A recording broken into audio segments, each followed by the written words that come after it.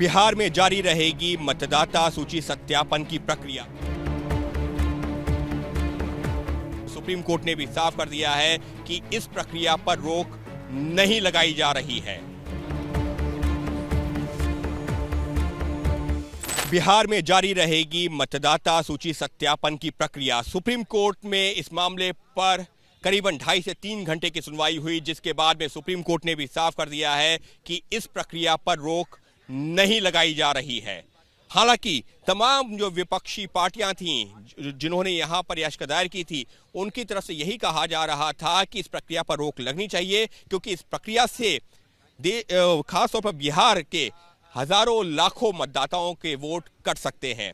लेकिन supreme court ने जब सुनवाई की है तो शुरुआती तौर पर इस बात का जिक्र कर दिया कि चुनाव आयोग की इस प्रक्रिया में अभी तो सुप्रीम कोर्ट हस्तक्षेप करने में सुप्रीम कोर्ट इच्छुक नहीं है। वजह क्या रही है? सुप्रीम कोर्ट में सुनवाई के दौरान खुद सुप्रीम कोर्ट ने कहा कि चुनाव आयोग की यह प्रक्रिया संवैधानिक तौर पर सही है। कैसे? सुप्रीम कोर्ट की जो प्रक्रिया है उसमें जो है अनुच्छेद संविधान के अनुच्छेद 326 का जो है जिक्र बार बार किया गया। 326 क्या कहता है? 326 ये कहता है कि जो देश का नागरिक है यानी कि सिटीजन है, वही देश का मतदाता हो सकता है किसी भी चुनाव में। अगर कोई व्यक्ति देश का नागरिक नहीं है तो वो देश का मतदाता हो ही नहीं सकता। दूसरी चीज, जनप्रतिनिधि कानून यानी रिप्रेजेंटेशन ऑफ पीपल्स एक्ट की धारा 21 की उपधारा 3 में भी इस बात का जिक्र किया गया है कि केंद्रीय चुनाव आयोग के पास में अधिकार है कि वो इस तरीके की कार्रवाई यानी कि मतदाता सूची सत्यापन की कार्रवाई कभी भी करवा सकता है, अपने हिसाब से करवा सकता है। तो ऐसे में उसकी इस कार्रवाई को गैर कानूनी भी नहीं ठहराया जा सकता। यानी सुप्रीम कोर्ट ने कह दिया कि संवैधानिक तौर पर और कानूनी तौर पर यह कार्रवाई सही है। इतना ही नहीं, सुप्रीम कोर्ट ने सुनवाई के दौरान यह भी कहा कि चुनाव आयोग एक संवैधानिक संस्था है और ऐसे में संवैधानिक संस्था की किसी कार्रवाई पर यूं ही रोक नहीं लगाई जा सकती। हालांकि जो याचिकाकर्ता सुप्रीम कोर्ट में आए थे वो लगातार ये कह रहे थे कि यहां पर रोक लग जानी चाहिए क्योंकि लोगों का मत का अधिकार छीना जा रहा है। सवाल यह भी उठा कि आधार को क्यों नहीं शामिल किया जा रहा, राशन कार्ड को क्यों नहीं शामिल किया जा रहा, उसके अलावा वोटर आई कार्ड को क्यों नहीं शामिल किया जा रहा है।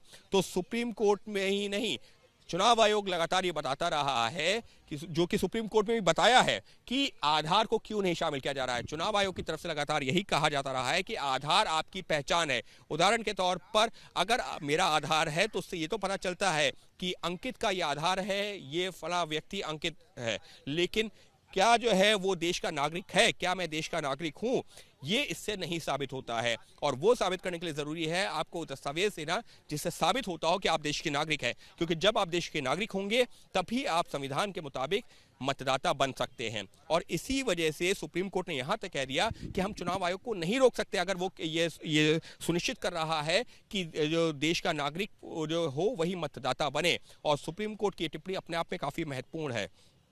इतना ही नहीं, सुप्रीम कोर्ट में सुनवाई के दौरान एक और बहुत बड़ी खबर सामने आ रही है और वो क्या है? वो ये है, चुनाव आयोग ने कह दिया है कि ये प्रक्रिया सिर्फ बिहार तक ही नहीं रुक रही है, ये प्रक्रिया पूरे देश में की जाएगी। अब आप खुद समझिए, जो विपक्षी दल लगातार बिहार को लेकर के अभी तक सवाल खड़े कर रहे थे, अब पूरे देश में यह प्रक्रिया की जाएगी। यानी कि यह सुनिश्चित किया जाएगा कि जो देश में जो है मतदाता है वो देश का नागरिक हो। ये क्यों जरूरी हो रहा है? उदाहरण के तौर पर यह समझाना जरूरी है। ये इस वजह से जरूरी हो रहा है क्योंकि आप एक उदाहरण मैं दे रहा हूं कि दिल्ली में ऐसे कई लोग पकड़े गए जिनके पास में आधार था, जिनके पास में राशन कार्ड था, लेकिन वो जब जांच की गई तो पता चला कि वो तो घुसपैठिए हैं, अवैध रूप से देश में रह रहे बांग्लादेशी हैं, लेकिन उनके पास आधार था, उनके पास राशन कार्ड था। और इससे जो है, इसी वजह से चुनाव आयोग लगातार ये कह रहा है कि इससे ये साबित नहीं होता कि आप देश के नागरिक हैं। आधार आपकी पहचान स्थापित करता है लेकिन नागरिकता के प्रमाण नहीं है, और इसी वजह से इसका विरोध किया जा रहा है। हालांकि सुप्रीम कोर्ट ने फिर से चुनाव आयोग से कहा है कि आप ये देखिए कि क्या आधार को जो शामिल किया जा सकता है, क्या वोटर कार्ड को शामिल किया जा सकता है, क्या राशन कार्ड को शामिल किया जा सकता है। ये सब जो है चुनाव आयोग से कहा है कि एक सुझाव के तौर पर, लेकिन चुनाव आयोग लगातार ये कह रहा है कि हम सिर्फ उन्हीं दस्तावेजों को शामिल करेंगे या शामिल किया है जो कि एक व्यक्ति की नागरिकता को स्थापित करता है।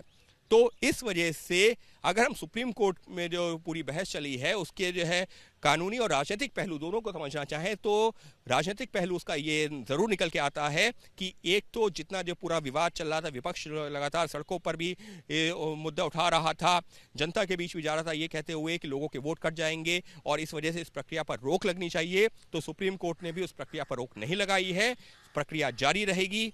दूसरा, जब इस मामले में जो है ड्राफ्ट वोटर लिस्ट आएगी उससे पहले सुप्रीम कोर्ट सुनवाई करेगा।